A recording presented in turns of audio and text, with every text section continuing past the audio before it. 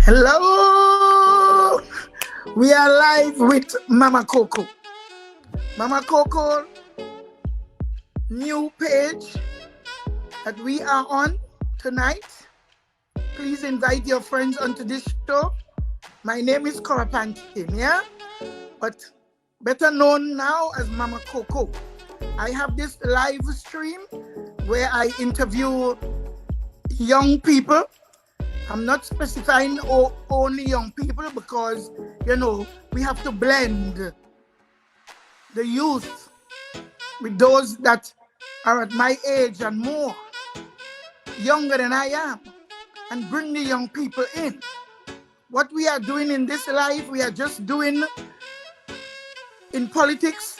We are just doing and preparing life for ourselves, not believing that the young people should be a part of the movement, a part of the settling, a part of the advancement. And on this life, I am giving the young people a chance. Whether you be in PNM, whether you are in PDP, PEP, UNC, whatever party you are in, you are welcome to sit with me on Wednesdays and Saturdays. Let us talk politics. Let us talk what politics happening in Trinidad and Tobago and what it's doing for us and what it's doing to us. Let us know how the young people feel. Let us bring them on live. Get a chance to listen to them.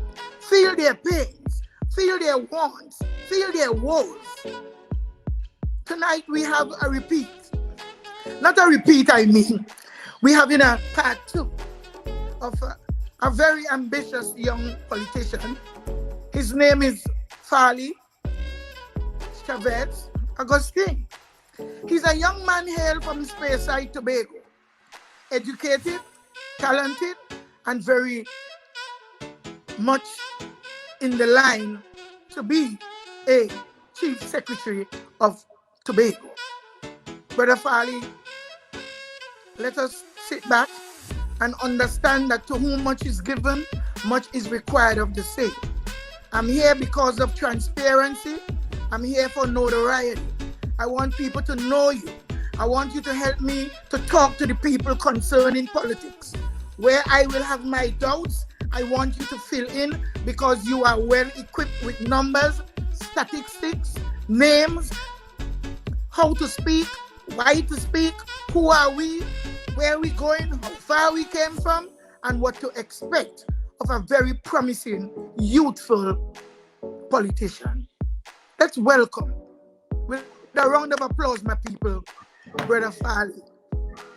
Yes, good night, Mama Coco. How are you? I'm doing pretty good, my son. I'm doing pretty good. Nice to have you back. Public demand. Nice to be back, man. Public demands, and there was a lot of questions, Brother Farley, that we didn't get to touch. I don't know if you went back over the question to see that even Pastor Dutton said something to you. Oh, yes. What do you know about Pastor Dutton? Who is he? Well, Pastor Dutton is a Seventh-day Adventist pastor, but he's bigger than that. He's a lot more popular than that across the country. He has served on many occasions as an independent senator.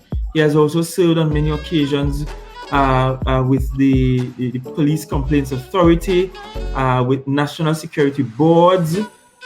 So he has been involved in public life quite a lot, especially in the fight against crime. And he has held fast to the doctrine that for Trinidad and Tobago to move away from criminal mentality, we have to return to some basic moral values. Chief among those values is the values of just manners, basic manners and respect for each other. And most recently, Dutton was famous for marrying Machel Montano. Most famously, that was a hot button here, because folks were wondering whether or not a pastor should go out on a limb to be there at Machel Monday and to do a ceremonial wedding. But I mean, that's a different story all by itself. Yes. But Pastor Dutton is famous across the country, and I think many people, regardless of how they view his religious persuasion, would respect generally his opinions and his thoughts. Yeah, so I guess you know Pastor Dutton because you told us on the last show that you were one of the youngest youth. Correct. So I have known Pastor Dutton for quite a while. I've known him for quite a while. Well, welcome back to the show. A lot of people eagerly waiting to hear you speak, and they're eagerly waiting to hear what question Mama Coco have for Farley again so soon. So Farley Augustine, how have you been since your last visit to the show? Well, I've been good, and since the last visit to the show, which was about a week and a half ago, thereabouts, or a little more than a week and a half, I have taken time to even reflect on and to do introspection. And this is something that I believe leaders must do frequently. You see, sometimes when you have a purpose and you're on a path, you're on a journey. You're driven. You need to stop, you need to pause ever so often and find time to reflect inwardly, to look at even possibly your own flaws, your own weaknesses, but also at your own strengths, and to re-strategize how you are going to approach the task ahead. Because you never ever always know it all, one, and two, you have to always keep listening. You have to always keep listening, and listening to your followers, listening to your colleagues, your friends, even your enemies. But most importantly, you have to keep listening for that voice of God, that still small voice. And listening is important in order to ensure that your next steps are the correct steps. Because the journey to success is never a broad highway, is never well paved. It's perhaps like the roads going to Speyside, winding and curvaceous and potholes here and there and rough patches here and there. And so having to take that kind of journey requires not just a skillful driver, but it requires paying attention to what's going around and being observant. And so since the last show, I have taken the time out to really reflect on things and to look at changes that perhaps need to be made, and look at the direction I need to take this politics. Because the truth is, Tobago needs to be taken to that other place. Tobago needs to be transformed. Tobago is yearning for transformational leadership. And that doesn't come from just looking at what happened before and mimicking that. But it comes from being brave enough to change the direction and to change the path, to change the way we do things. And I believe that Tobago is ready for that kind of transformational leadership. If I didn't think Tobago was ready, I wouldn't be here. But I think Tobago is ready for transformational leadership, and I'm happy to be a part of a team that is helping to push that transformation. Oh, Brother Farley, we are in for a very informative evening. Yes. We are in for an evening that the Twin Island needs. We are in for that evening, not only in Tobago. I hope that a lot of Trinidad politicians listen to you, and hence the reason why a lot of them want to come on the live, because they are given a chance to really speak how they feel and to show people that the guy that you may see out there one day being loud, he's out there loud for a reason. Because sometimes you really have to crescendo your voice, take it upwards in order to get people's attention. You gotta take it up a little, take it up a notch. Correct. During the last show, you mentioned that Tobagonians have their own unique language. Are you bilingual? Well, yes. Technically, every Tobagonian, or most Tobagonians rather, are bilingual. We have at the first level our vernacular, and the vernacular is the language passed from parent to child. So that's the language that is spoken more naturally. and that vernacular is Tobago Creole. And in the last show, I demonstrated by way of an example the differences that exist in Tobago Creole that makes Tobago Creole a language in and of itself, and the fact that Tobago Creole is dynamic and that it's not static, the fact that it has a structure, which means it has grammatical constructs, the fact that it has lexical items that are unique, the fact that we have its own morphological framing and so on, makes it its own language, and therefore naturally most Tobagonians are bilingual. Well, many are, being able to speak both Tobago Creole and standard English, and that's standard Trinidad and Tobago English, because even English in and of itself, there are dialects of English language in and of itself. So even if you should travel to London, the Queen's Place, the place where the birthplace of the Queen's English, as people say, you will find in different regions, different dialects. Whether you go to Cockney or Hackney and these other districts, they speak English differently. And so yes, many Tobagonians are bilingual by virtue of being conversant in both Tobago Creole and standard English. However, we do have some Tobagonians who are not bilingual. We have some Tobagonians, and all they will be competent or proficient at will be the Tobago Creole. That's all they could speak, and that might be a reflection of education and levels of education attained. And then you may have some Tobagonians, for some strange reason, mostly by choice, would only speak standard English and not be conversant at all in the Tobago Creole. And so we have that dynamic at play. Oh, so the Tobagonian that will always say me this and me that. What part of England? Because I will hear people from places in England say me this and me get this and stuff like that. So the me, you know? But correct. Because there's an assumption made that once you are English, meaning you are a native of England or the United Kingdom, then standard English is spoken automatically by you. And I want Tobagonians to understand that even in the homeland of English language, you will have a variety of dialects or dialectal variations in the language there. And you will have people there who will speak English differently from even how we were taught English language as a Queen's language. And so we shouldn't use the language. The point is, we shouldn't use the language as a way to stereotype people, as a way to denigrate people, and to uplifting classism. And we do use the language in that way, in a very classist way. We tend to look down on people that we think don't speak properly. So you hear people say, well, talk good, talk proper. Because to them, there is this unwritten rule that if you are conversant in standard English, then you are able to talk proper. And if you are only conversant in Tobago Creole, then you're talking bad. And we need to deconstruct that, because there is no such thing as speaking badly. You can't speak bad English. You can't speak ungrammatical English. You can also speak bad Tobago Creole. You can speak ungrammatical Creole.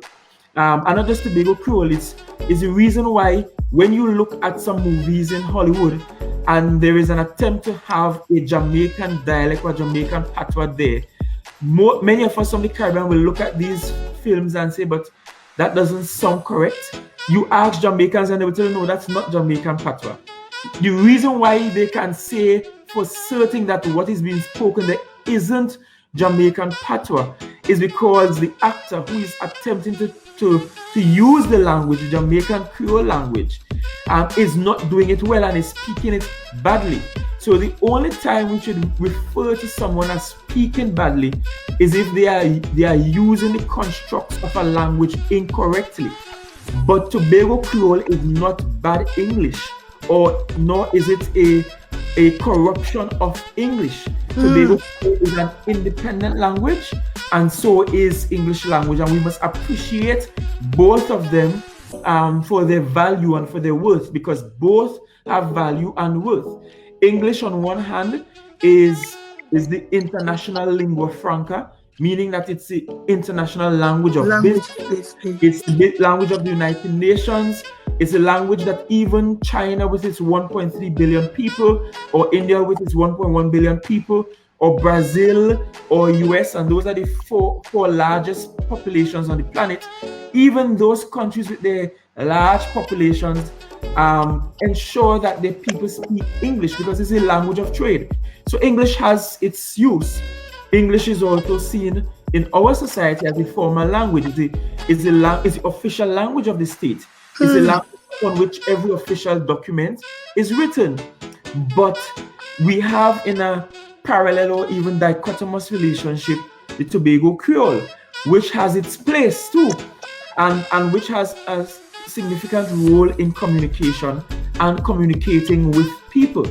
And it's more than just using Tobago Creole in the performing arts, meaning using it in songs or in folk singing or in poetry or drama or the written word and stories. Tobago Creole has a place outside of that. And Tobago Creole most importantly speaks to our heritage and who we are. And so we need to cherish it, because you will find that over time, language changes. Because the languages are all dynamic. They all change over time. The Oxford Dictionary had to add words like Viagra. They had to add words related to computer industry and the tech world, because the world is changing. Similarly, in the Creole languages, they change over time. And so if we don't cherish our linguistic heritage, we will lose it. Because, for example, at one point, the most spoken language in Trinidad was French Creole or French Patois. That's why you see in Trini Creole, you hear expressions like she and easy we, but that we that you hear is really French for yes. And the reason why French Patois was the most spoken language in Trinidad prior to the English colonizing Trinidad is because we had all these French planter settlers in Trinidad that would have taken over the place in terms of the numbers, the population. That the majority of the population was actually speaking French Patois. But now, French Patois in Trinidad is an almost extinct language. Extinct. Not spoken by Trinidadians. The only Patois they know is if somebody come from Haiti and fall into Trinidad, and they're not giving Haitians and those Eastern Caribbean giving Haitians any chance to come into our country, as how the Venezuelans came in. So Patois is going to die. Well, it has already died, and it's not just Patois. Trinidad also had something called Bhojpuri, which is a localized form of Hindi. So that is why, for example, in Tobago we say fitweed, right?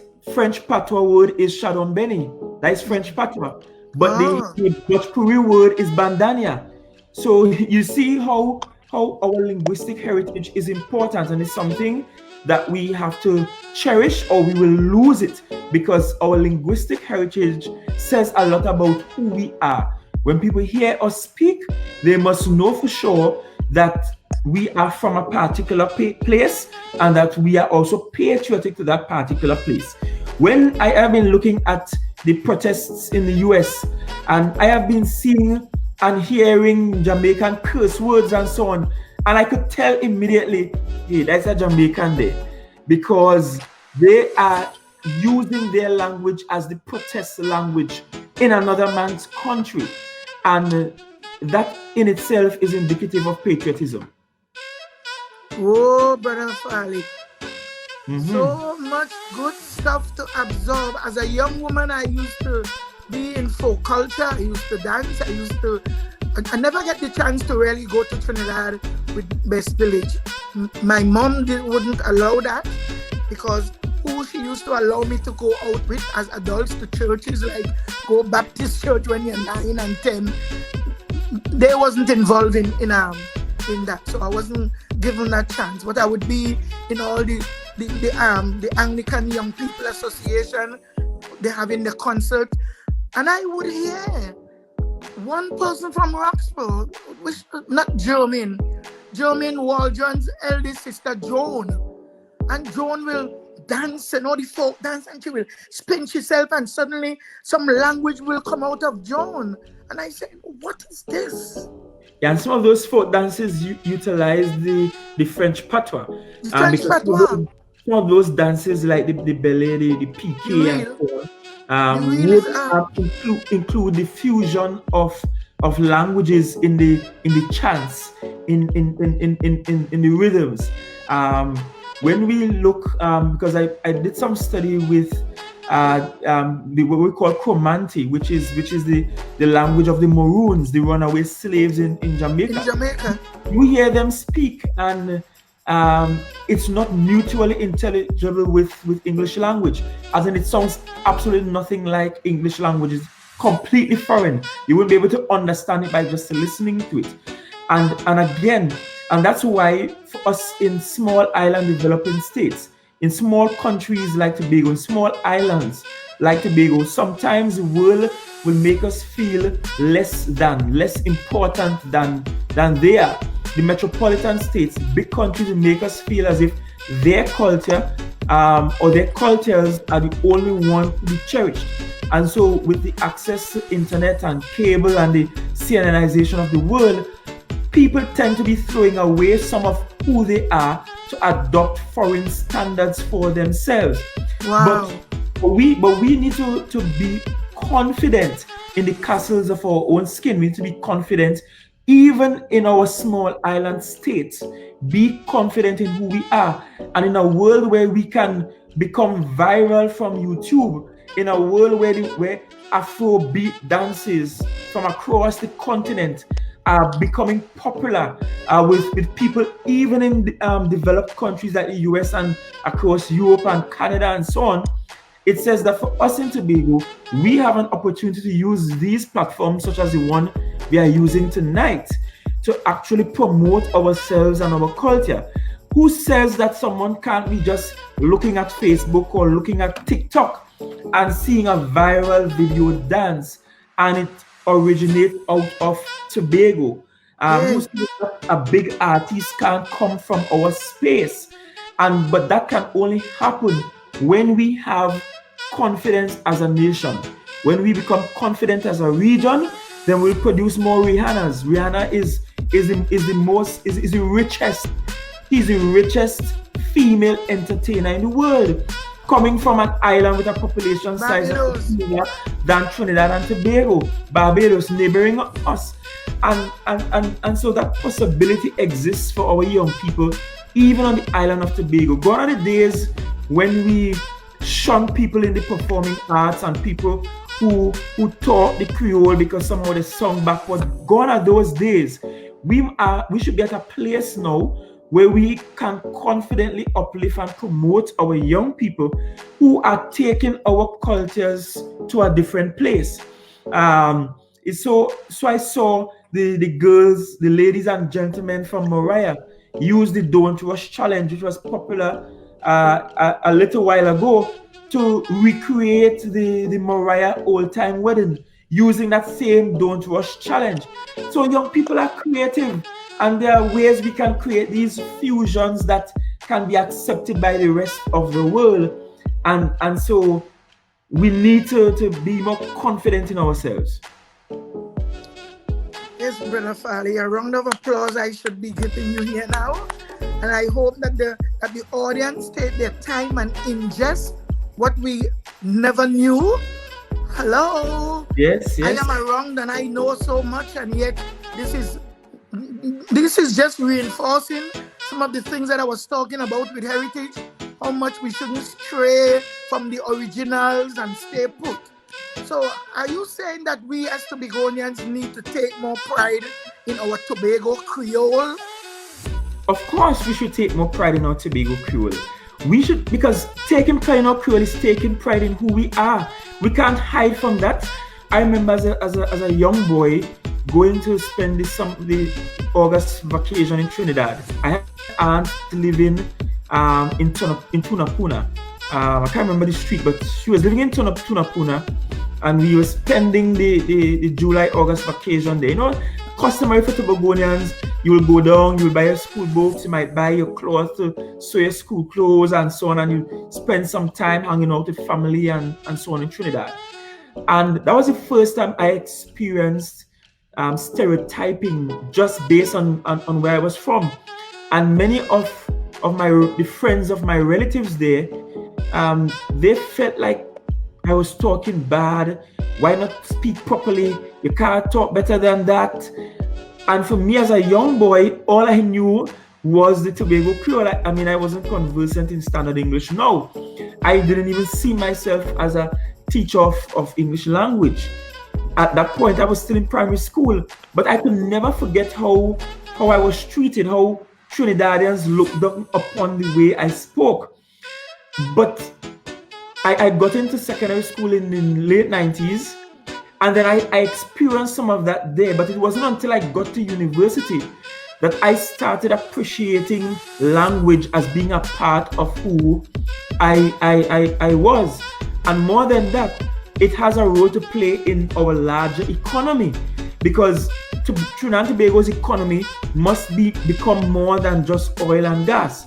We have to diversify our economy away from oil and gas. And so we need to begin to look at what we call the orange industries, the orange sector, the creative sectors, our filmmakers, our musicians, our dancers, our artisans. We need to see what role they can play in the world's economy. Because if the world could be putting their back into it to Denise Belfon's song on TikTok, who says we can't reach much further? Who says that we can't be on the Grammy stage? Who says that more of our singers can't sing to soundtracks of global movies? Who says that our artists can't fill up stadiums across the globe? And that's the direction that we must go into. There are over 82 carnivals worldwide that was modeled after the Trinidad Carnival, meaning we exported carnival to over 80 countries worldwide who are using our model of carnival. And in some countries like the US, you have several Trini-style carnivals happening across the state. California has its own, Miami has its own, New York has its own, Boston, Atlanta, and then you could go up to Toronto, you could go to Notting Hill, you could go across to Germany. The point is that we can monetize our culture, and in order for us to monetize our culture, it must start with us being proud of our linguistic heritage.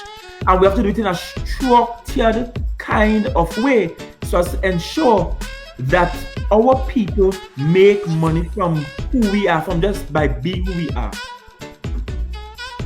Wow. So, Brother Farley, a question here for you. Do you know that Hollywood pays big bucks to people trained and hired as dialect and speech coaches? How do we harness that in Tobago? Right. Because before we go there, there's a young man who reached out to Cindy and to Winston from Argyle, and he really wanted, and I guess he still wants to get into that form of music, DJ, entertainment, and stuff like that. His name is Barry Trotman. I think so. He's from Argyle. Argyle, okay, yes. You know him? No, but I know some Trotmans from Argyle very well. Yes, so yes. Well, I'm thinking I perhaps know his sister or cousin or something like that. Yes, they are. Yeah, I know those Trotmans. Yeah, because I am Trotman too, you know. I am Trotman also. Yes. So what I'm saying is not to promote my cousin. Cousin have nothing to do with it. Is that he's the only one that really out there looking and searching and hunting, but just can't find the niche, and he has great plans. So what we are saying here right now is that you're saying that yes, we could find them. Correct, and in order to harness that, it means that as a state, as the government, our role must facilitate the creatives. Let me give you an example. We built a multi-million-dollar property called the Shore Park Cultural Complex.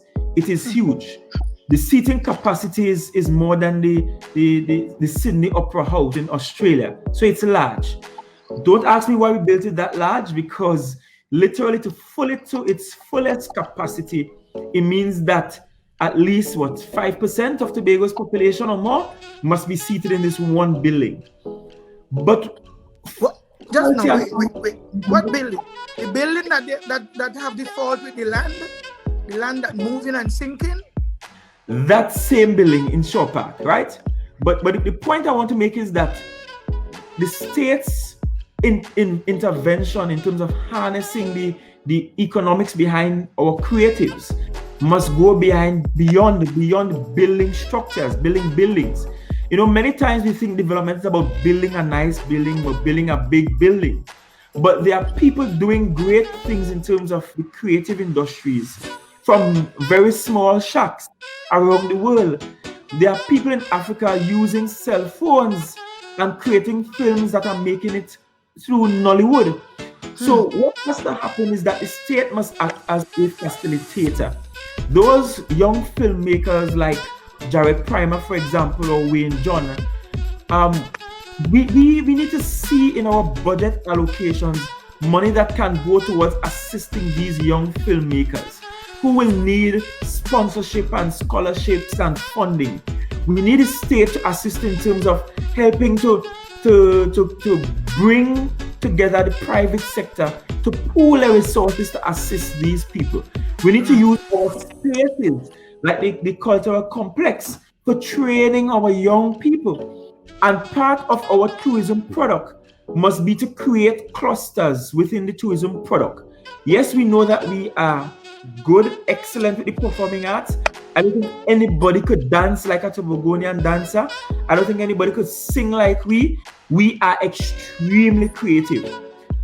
I think we should invite the likes of Berkeley College of the Performing Arts or Savannah College. Invite them to partner with us, partner with our institutions, so that people can study and people can train in the Tobago art forms. We have something to sell the rest of the world. When I studied in Jamaica, I did an anthropology course. The lecturer was a guy we call Ragashanti, but he had his PhD and everything.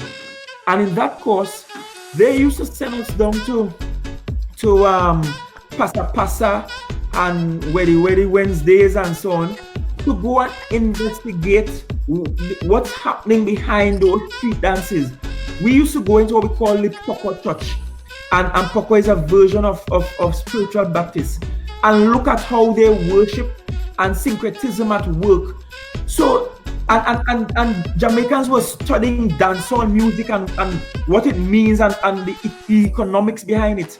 I remember one student did this project where she mapped all of these street dances and looked at the economics that was happening behind those street dances and so on. The point is, we could do a lot more, a lot better with our resources, and we need to put some funding behind our creatives. Don't just applaud them when they do well and say, yeah, and we feel good because they perform well at a heritage stage show. But more than that, how do we tell that to the rest of the world?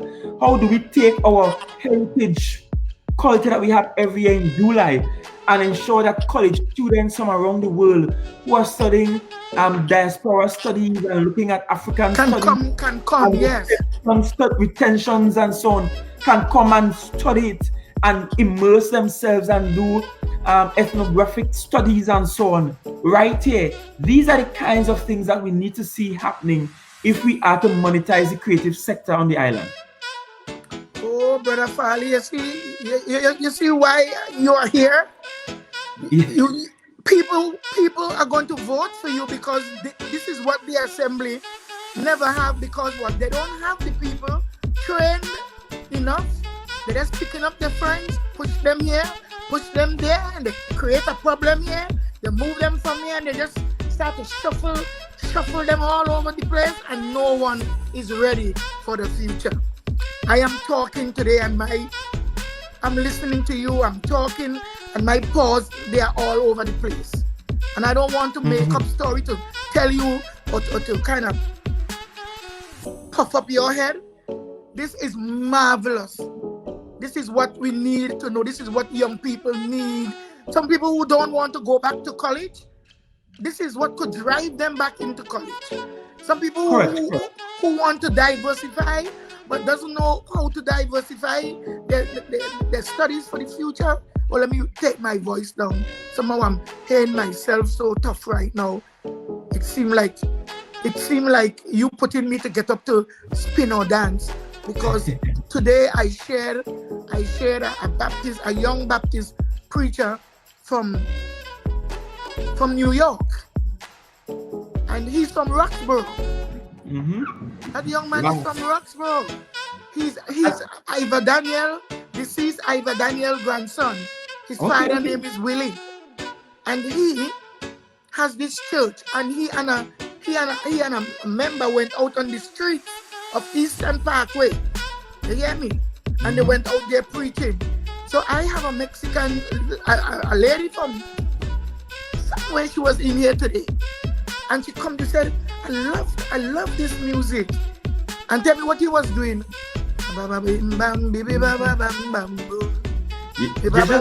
Doing those incantations, those chants and so on, even that could be monetized. And then, but when you look across the tri-state area, for example, not to divert, when you look across the tri-state area, Jersey across into New York and so on, and where we have the highest concentration of people from the Caribbean diaspora, you have members of the spiritual Baptist faith, which is one of the two syncretic religions in the Caribbean region. We have two syncretic religions, meaning we have two religions that come about from a fusion of European religion, primarily Catholicism, and African religions. One is Rastafarianism, and the other is what we call spiritual Baptists in the Eastern Caribbean, and Coco in Jamaica, Coco Mania in Jamaica. But when we and what they call them in Haiti? I'm not sure what they call them in Haiti, but Haiti will have some voodoo worshippers and some offstream, some that and so on.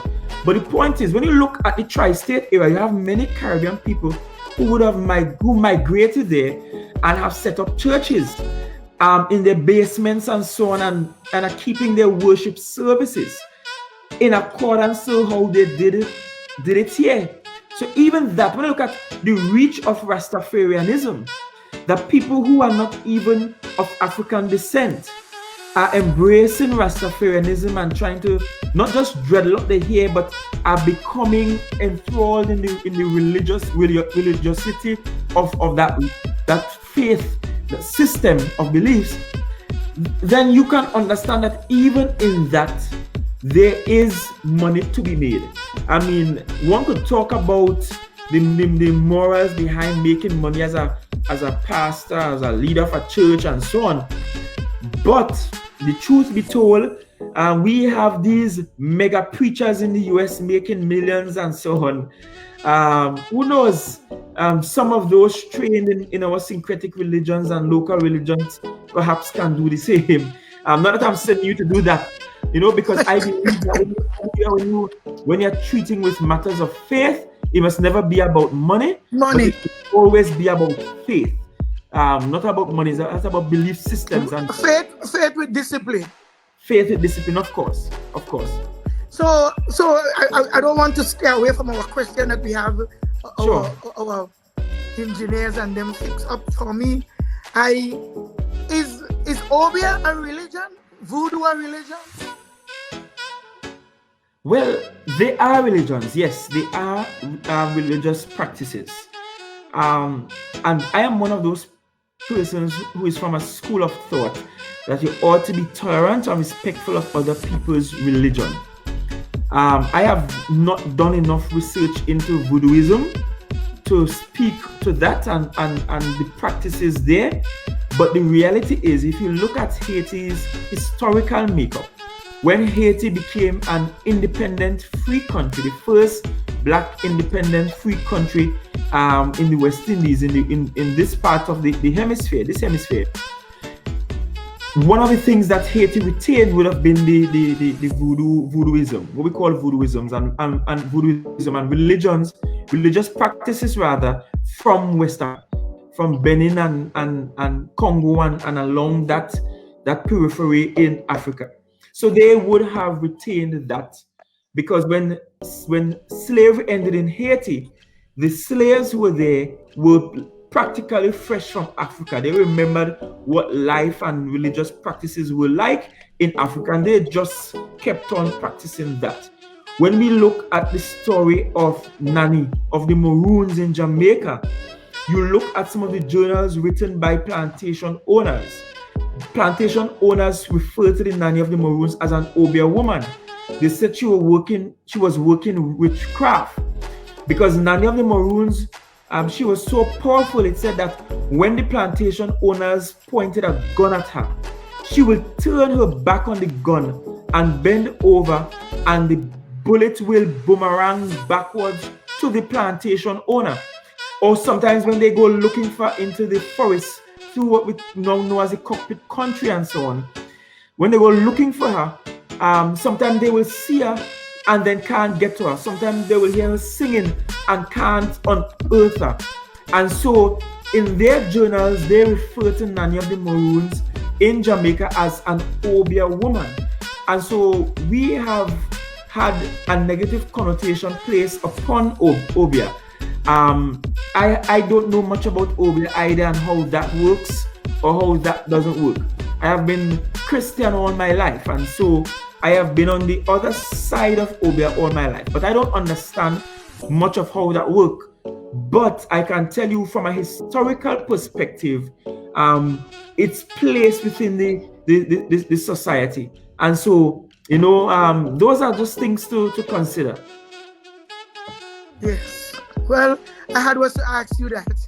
Sure. It came straight out of from the spirituality of this show. Yes. That's right.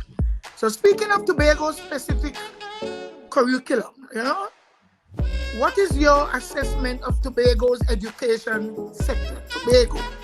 Right. And and I will go further. What would you change? Right. So last year I brought a motion to the House for debate, asking the House to approve a Tobago specific or Tobago centric curriculum, so that there will be a subject taught within all our schools from pre to tertiary that is a Tobago subject, teaching matters of Tobago. Now, the motion was not approved by the House. We are in the minority, of course, and so we didn't have the numbers for the motion to pass. And one of the arguments used against it at the time was that it will be a case of more and more, meaning the teachers already have a lot to do. This will just add additional work to them, and they could, as it is now, integrate Tobago specific information into the curriculum. Now, yes, that is true. At this present time, any teacher can introduce to their students in Tobago specific information for any subject matter. So, for example, if you're teaching slave revolts or revolt and resistance as a part of our culture and a part of slave response to slavery, yes, they can teach what happened to Sandy the slave. However, the reality for us in Tobago is that all our textbooks tend to come from Trinidad. All the content in the textbook tend to be based on going-ons in Trinidad. And when they tend to write about Tobago, they tend to be inaccurate about what they write. So let me give you an example. In the social studies text for primary school students on the island, we have a social studies text that speak about there being a water carnival in Charlottesville, that the heritage in Charlottesville is a water carnival. Now, nobody in Tobago knows what is a water carnival. Water carnival. No such thing as a water carnival exists on this space, this 116 square miles called Tobago. But that is not a textbook for our children to read about. They could not even get that right. And so my position has been and still is, and is the position of the party I am a part of, the PDP.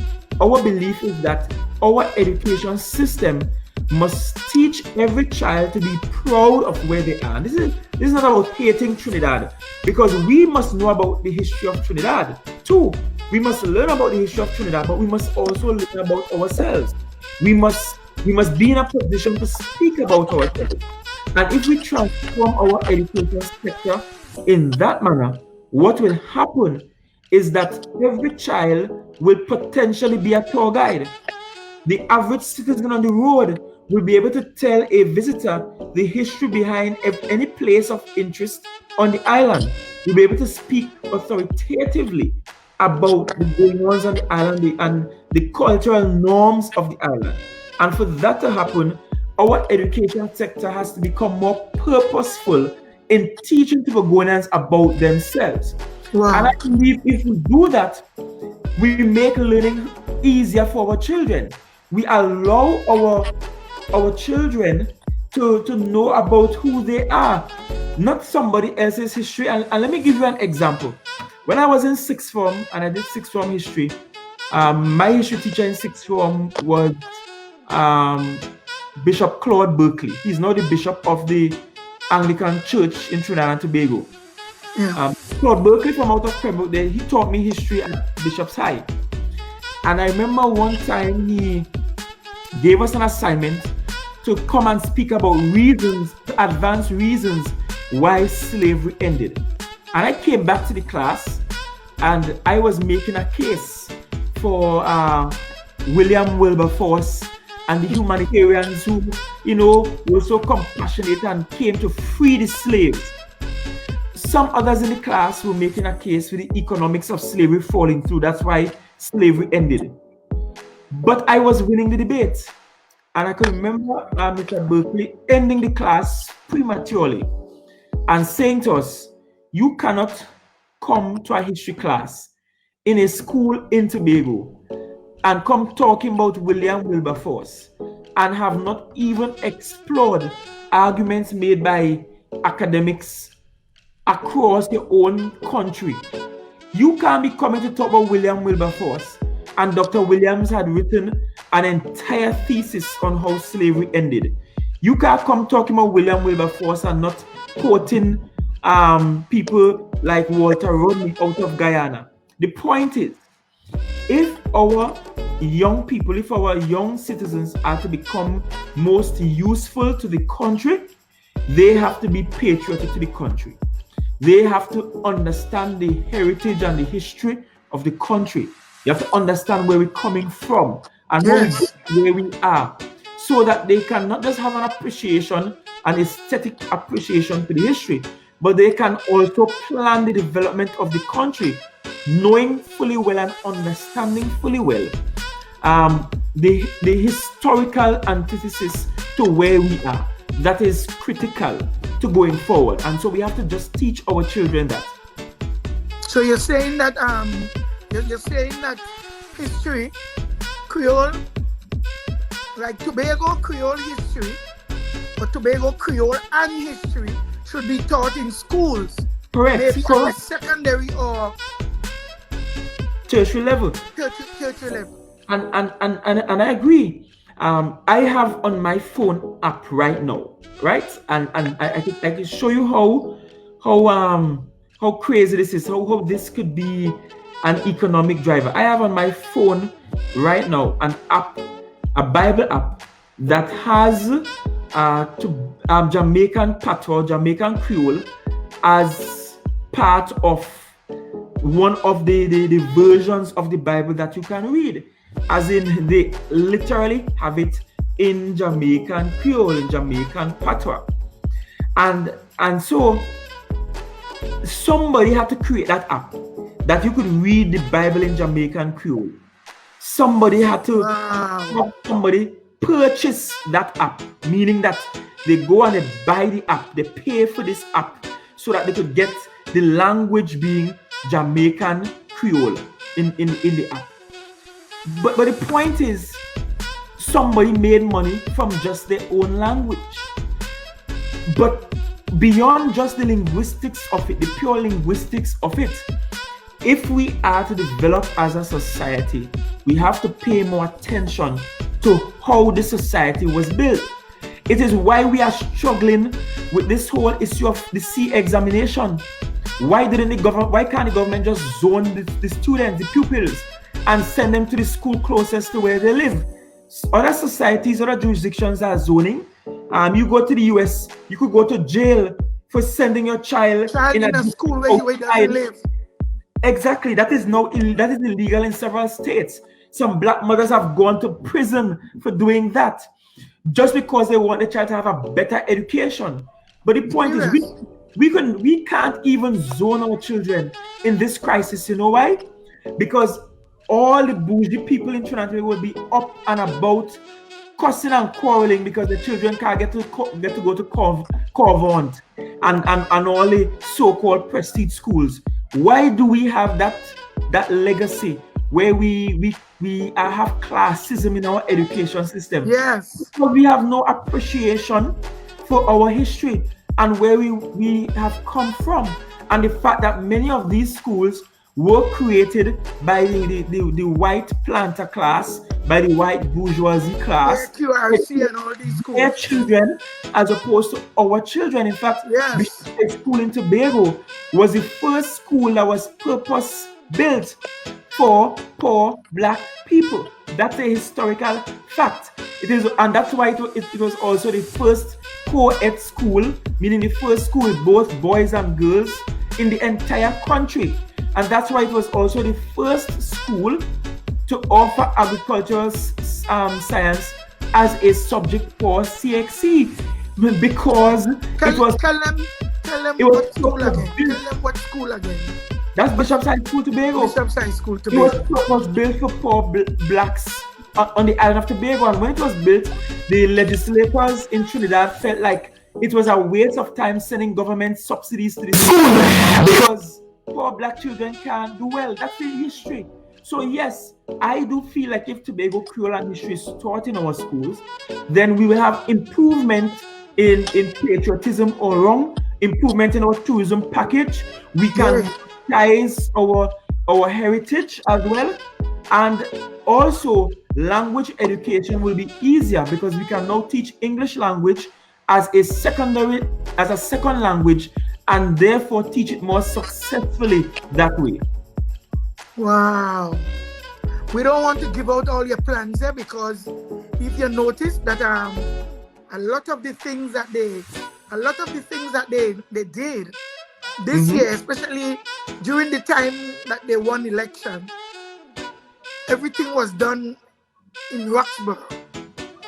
All I want you to do is to tell me if you know for sure. We have questions here. Tell me if you know for sure if a hospital was on their manifesto for Roxborough in the last election. I don't know if it was on their manifesto, but I know it was part of our manifesto, right? And because our policy for healthcare is that healthcare has to be decentralized to a large degree. And I have always felt that if I could be born in Roxborough in 1985, something has to be wrong with the system that we get to 2020 and it's not possible for childbearing to happen or childbirth to happen in Roxborough. It means that we have regressed significantly. And yes, I agree. In fact, all of those large-scale developments you're seeing in Roxborough only happened because Roxborough did not vote for PNM. So thank God Roxborough did not vote for PNM. So now, in an attempt to appease the people, they are trying to busy themselves like Bachak to see how quickly they can build what needs to be built. The administrative complex in Roxborough, they had a billboard up there since Hilton Sandy first won the seat. And it has been there for years, rain, sunshine, everything paid out. We only got it within these last 5 years. Look at how long the fire station moved across to Argyle Waterfall. The police station had moved from Station Hill to the old nurses' quarters across by that street, just before the Anglican church there, for donkey years before we got a new one.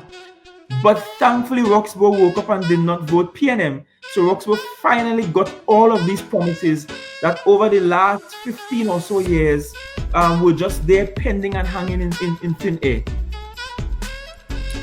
I just wanted that in because what we were saying here now is that a lot of things that's happening, even in Trinidad, is the opposition's manifesto that they use to do anything in Trinidad and to stay away from doing things that Trinidad need.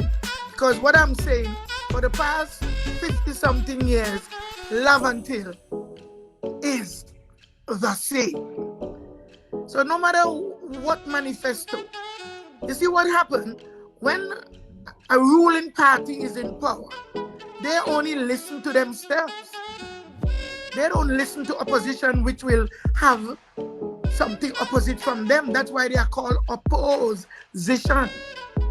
I can't oppose you and on the side with you. If I'm on the side with you, it's because we come to an agreement.